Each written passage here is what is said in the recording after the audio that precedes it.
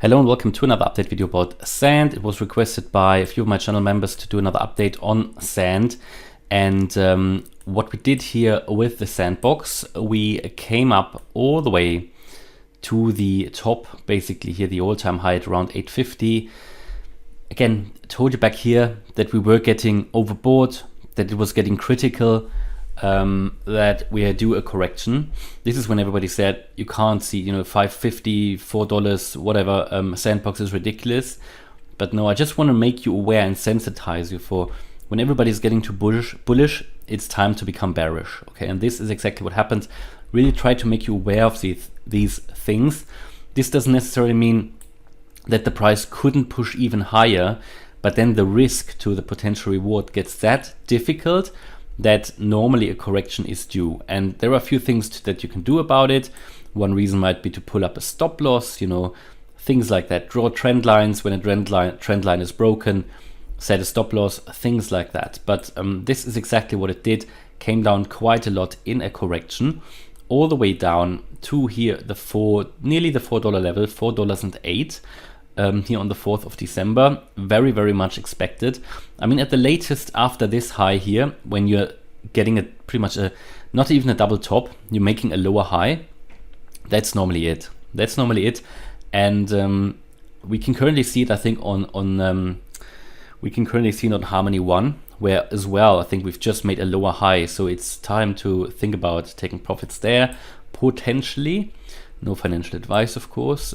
Here we've got we then broke through the 20-day moving average. But the thing is, if you have a cryptocurrency like the Sandbox, which comes up that much, and you extend away from a moving average that much, either you need to use a smaller or shorter term moving average, even though the 20-day is normally quite reliable for many cryptos, but then you could switch to a shorter one. If you break that, then that would be another confirmation, in addition to looking for things like a bearish divergence on the indicators. Well, we came down in a correction, made a wave A here, came up in the wave B. And I'm extremely happy that in this community here, we were able to sell directly at the top again. So this worked out. We called the upcoming correction and we called here the top. One of my sell orders, and that's for silver and gold channel members, can see my buy and sell orders on Discord. Sometimes you need to be patient. This is not day trading. It needs to be worth it in my view when we take something like that. Dollar cost averaging in, dollar cost averaging out. And this one here, the sell order triggered at 673. And I think it's very hard to time a top in a better way. This was very, very close. Sometimes even if you try to sell up here, you can't because of the limited liquidity. So I think it was a perfect top here. Yeah, even before it started just when it started to go down. So what did we do then? We did come down here. We had here this trend line hold for a while. When that broke, then I gave you another support level here. Well, when that broke, you can see how relevant that support level was, because when that broke, the price dropped significantly. Okay, so these are levels where, for example, a stop loss could be set if you're still bullish, because then if it doesn't hold, you drop a lot. You drop a lot. We did drop all the way down to 450. And in my view, we are now on the way. We're now on the way into this target area of this wave C. We've seen now a lot of cryptos go through this ABC correction. This is typically, as per the Elliott wave method, the way of a correction that normally happens. An ABC here on a larger scale. You get your first sell-off, then people get too bullish, and then you get your final sell-off. And the C wave typically gets below the wave A, or it has to, otherwise it's not an ABC. That wave A is here at $4.09. Yeah. So anybody who wants to get in, who doesn't want to wait for this target area down here, which is sitting between 227 and 350, well, 360, could go in just above the $4 level already. Yeah, which I will. If we drop further, which I expect, then I would start to dollar cost average in here again, just above $4. I think that will be an important support level. Not necessarily where we will turn around, but certainly where we could have a short term around there. But I think we are going to see this target area down here. This target area is based again on Fibonacci levels and based on the ideal target levels for a wave C here. So if we go all the way to the top here of that wave 5, we can see that this target area is actually sitting between the 0.618 fib level and the 0.786 fib level. Normally I would go with altcoins down to the 0.887 fib level.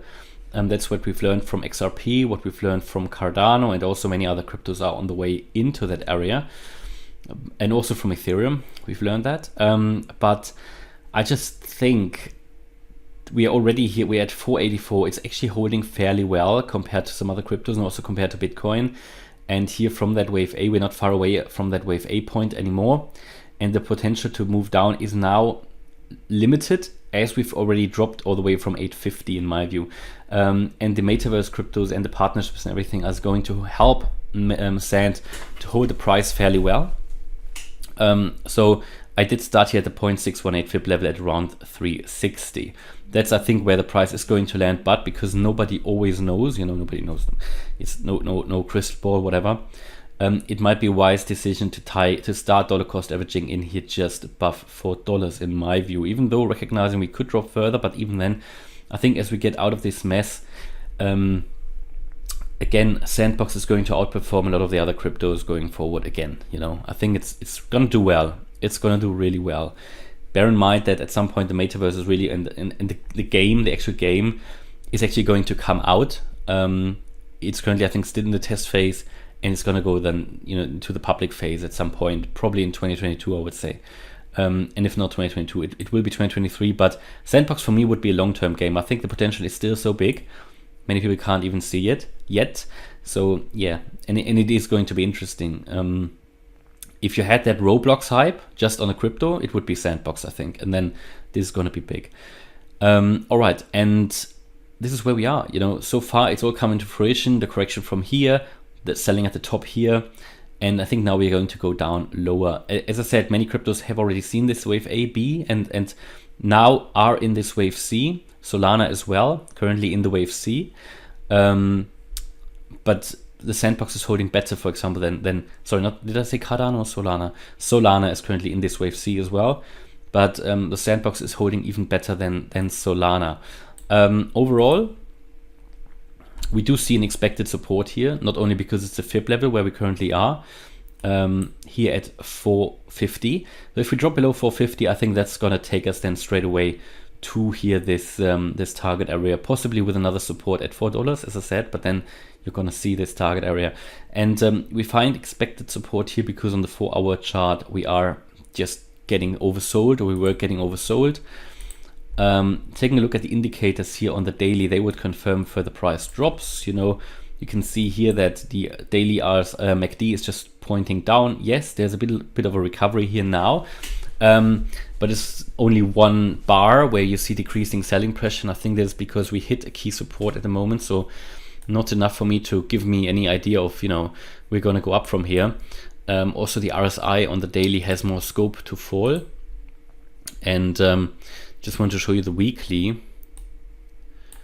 Oops. So on the weekly, and that is what I really think is significant, on the weekly we are still very high on the RSI, so there is much more scope to fall. Also the MACD, so the RSI, there is much more scope to fall, and on the MACD, on the weekly, we're just turning around. So this bearish cross on the weekly is still to come. Yeah, it is still to come, and that is where we could then, if we see that bearish cross actually, and we've just turned around the MACD line to the downside, if that's going to cross bearish, that could push the price down quite a bit. So I think we're good with that target area, going down potentially to 226. I think that would also not be too low for the Sandbox. It would also be a significant previous support here at 220, yeah, at 226. Had significant support there before, and it's at the same time the 0.786 fib level. So yeah, you can see how these fibs sometimes work together with previous highs and lows. And that's pretty much my update on the Sandbox. If you like the content, please smash the like button and subscribe. And if you also want to have the possibility to basically vote or give recommendations for future videos, then join the channel membership. If you join as a silver and gold member, you get access to Telegram, live chat, the Discord group, where also we have a lot of information about possibly doing research, buy and sell orders, see my hodl portfolio, things like that, and you get a more active part of the community, then yeah, feel free to check that out. You can do that on my website, link in the description or here on YouTube. Thanks a lot for watching. Bye bye.